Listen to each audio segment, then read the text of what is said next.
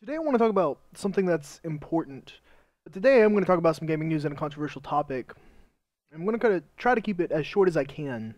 And this is mostly going to go unedited because I want to get this out there. For those of you that keep up with gaming media, Hatred is a game that was recently shown off and met with a lot of disgust. And with good reason. It's basically just a video game about a guy that goes around mindlessly killing people because they have to pay for their sins. That's the idea of it, and it's... Before I go on and talk about this, let me make it clear. I don't support this game. I hate this game. It should get the negative press, and I don't think people should support this kind of thing or buy it. But there are mediums and types of art and types of music and types of books that reflect the same kind of thing that this does. There is a small place for this in the industry, but it is small. It's negligibly small. And so, this kind of thing needs to exist for the reason of free speech. Because Hatred represents free speech, much like many other games. Another good example, actually it's not a good example and I'll explain why, and there's the differences between these.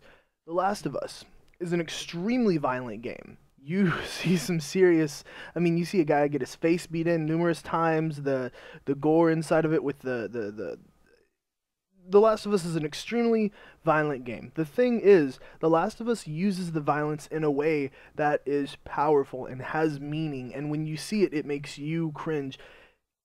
It presents it in a way that it also understands that this is something that is bad, that is terrifying, that is just downright disturbing. And it knows that, and it uses it effectively as a tool to express itself. Hatred does not. Hatred just shows meaningless, nonsensical violence repetitively.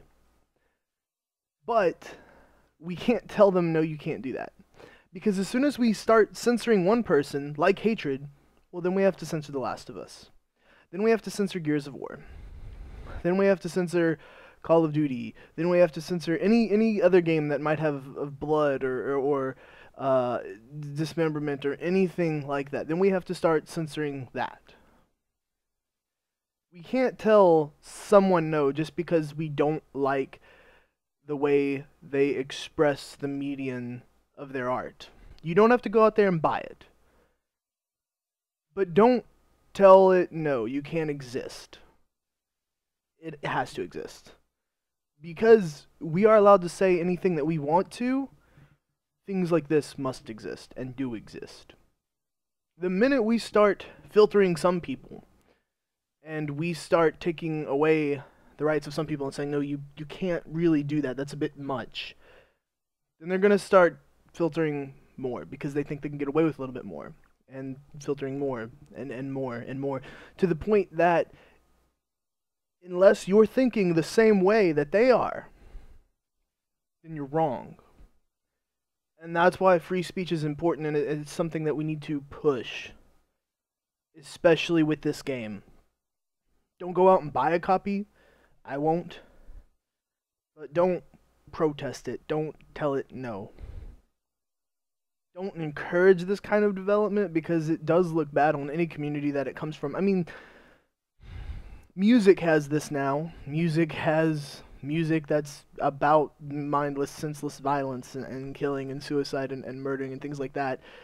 Art has this. Books have this. Most other mediums have this in which feelings are expressed because sometimes people do feel like that.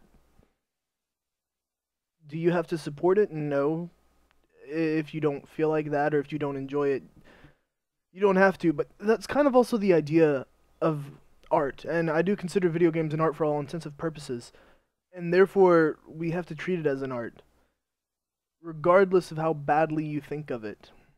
There's a lot of art there that I consider disgusting. The internet, if you've been on it long enough, will show you all kinds of things you never wanted to see. But those things exist because they're allowed to on the internet. Food for thought. Next time you think about keeping somebody else quiet, ask yourself, how would you feel if they kept me quiet? I'm Scott with 3 Guns Down as always, guys. Thanks for watching and listening. What do you think of Hatred? And how do you think it relates to free speech?